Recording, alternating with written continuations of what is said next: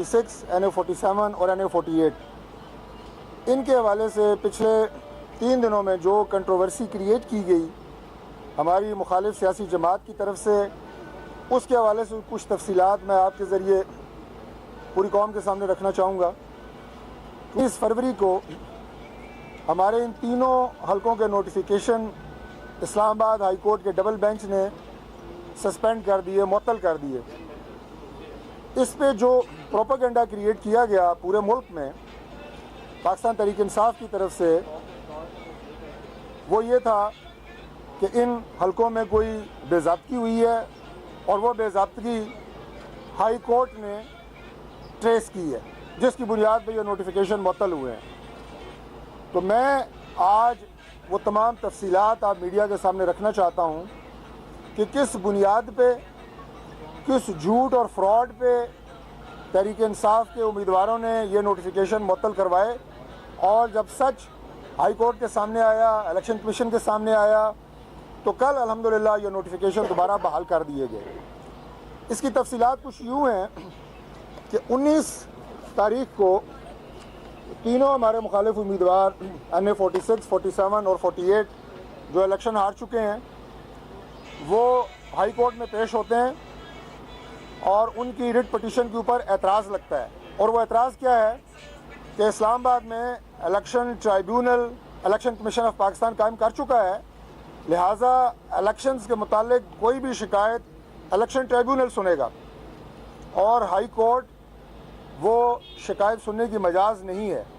میں چونکہ یہ قانونی نکتہ ہے تو مختصر طور پہ میں اس کی تفصیلات بھی آپ کے سامنے رکھنا چاہوں گا کہ جو ٹرائیبیونلز ہوتے ہیں یہ پاکستان میں ہر الیکشن کے بعد الیکشن کمیشن آف پاکستان مقرر کرتے ہیں۔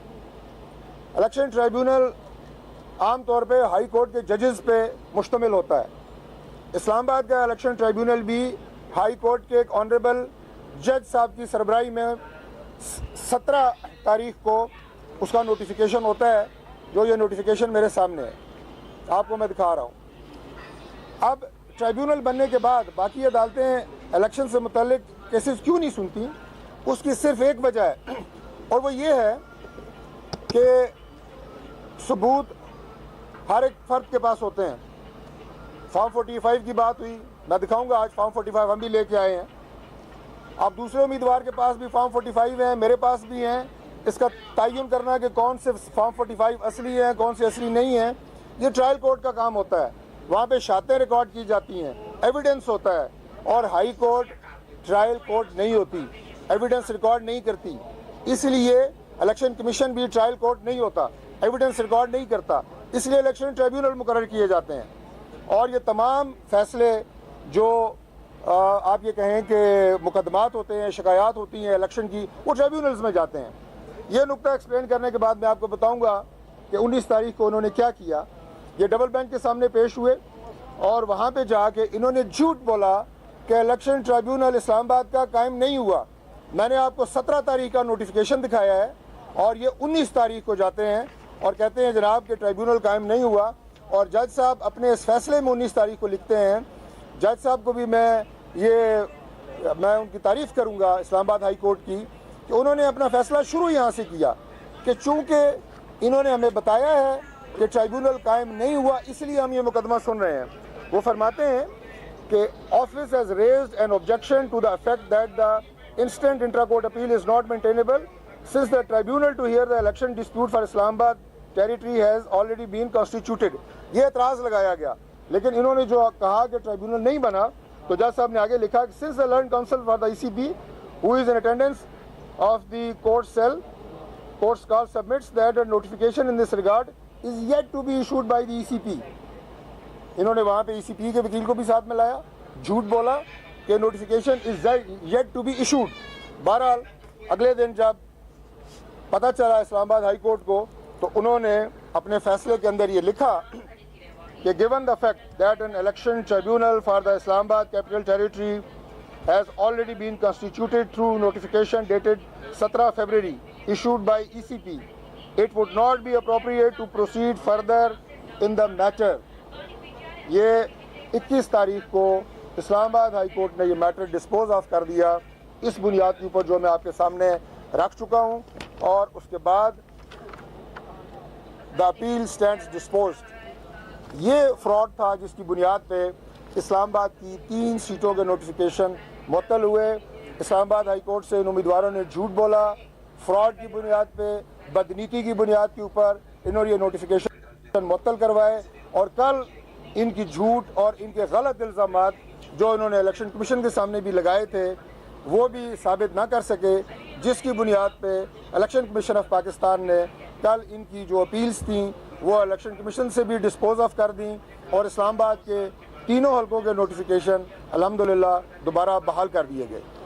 چونکہ یہ ایک بہت بڑی کنٹروورسی تھی اس لیے اس کی تفصیلات آپ کے سامنے رکھنا ضروری تھا.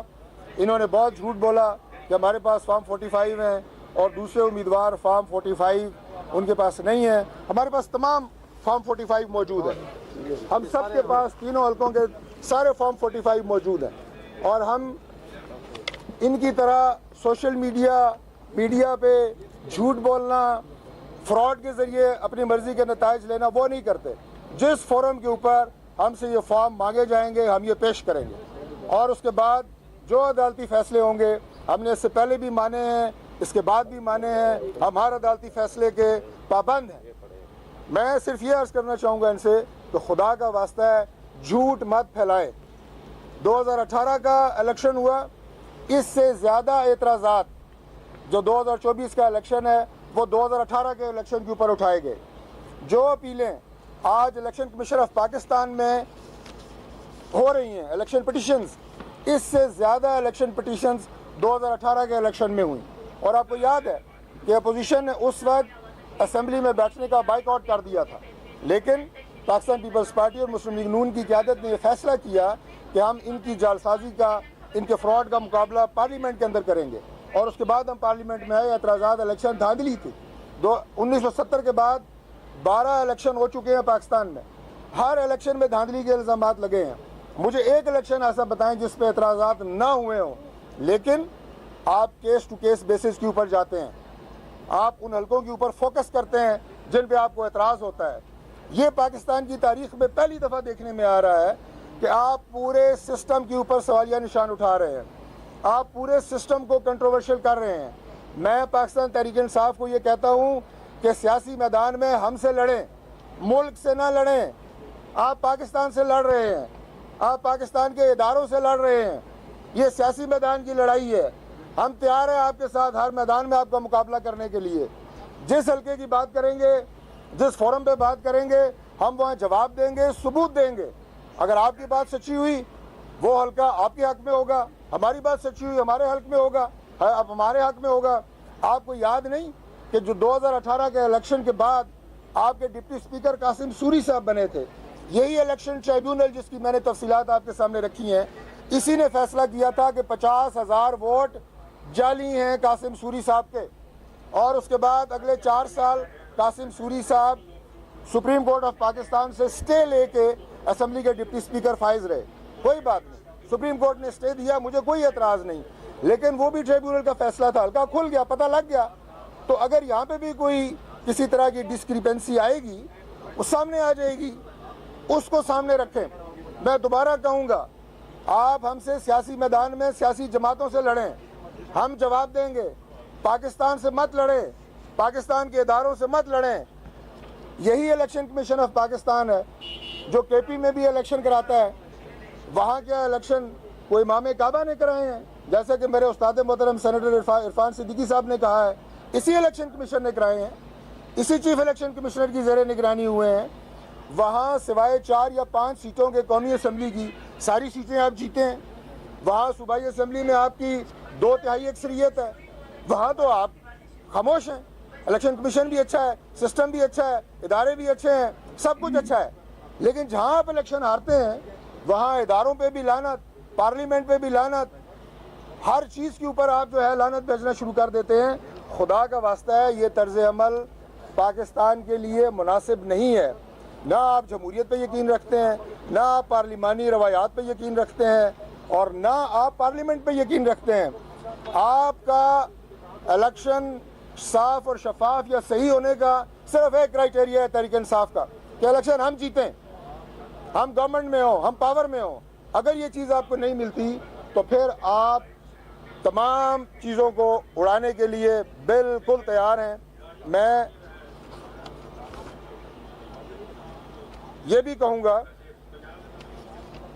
کہ آپ نے اس کے ساتھ ایک اور مہم دیکھی ہوگی. جو میں نے کہا کہ پاکستان سے مت لڑیں، آپ کو یاد ہوگا کہ ان کا مختصر عرض کرتا ہوں کہ جو وتیرہ رہا ہے اداروں کے ساتھ، یہ آج ادارے ان کی بدماشیوں کی ذات میں آج نہیں آئے، ہمیشہ سے ہیں. آپ کو جوڈیشل کمپلیکس کے وہ سین یاد ہوں گے کہ جب عمران خان صاحب تشریف لاتے تھے پورا ایک لشکر لے کے، یہاں پہ پولیس کی گاڑیاں جلتی تھیں، پولیس کے لوگوں کو ڈنڈے پڑتے تھے، پولیس کی عمارتوں کے اوپر چڑھائی ہوتی تھی. ہم بھی تو انہی اداروں میں پیش ہوتے رہے ہیں. میاں نواز شریف صاحب 160 پیشیاں رہی ہیں ان کی، لیکن ایک گملہ تک نہیں ٹوٹا، نہ جوڈیشل کمپلیکس کا، نہ اسلام آباد ہائی کورٹ کا. لیکن اس وتیروں کے ساتھ فوجی وردیاں گاڑیوں کی چھتوں پہ چڑھ کے لہراتے رہے، جو کورٹ کمانڈر کے گھروں سے انہوں نے نکالی. کیا وہ سازش تھی؟ آپ کے اپنے گھر کے لوگ اور ان نوجوانوں کے، میں پوچھتا ہوں کہ جو ماں باپ ہیں ان کا کیا قصور ہے؟ آج جن کا ٹرائل ہو رہا ہے، فوجی عدالتوں میں ہو رہا ہے، جنہوں نے اپنے بچوں کو پڑھایا تھا اپنے بہتر مستقبل کے لیے، خاندان کے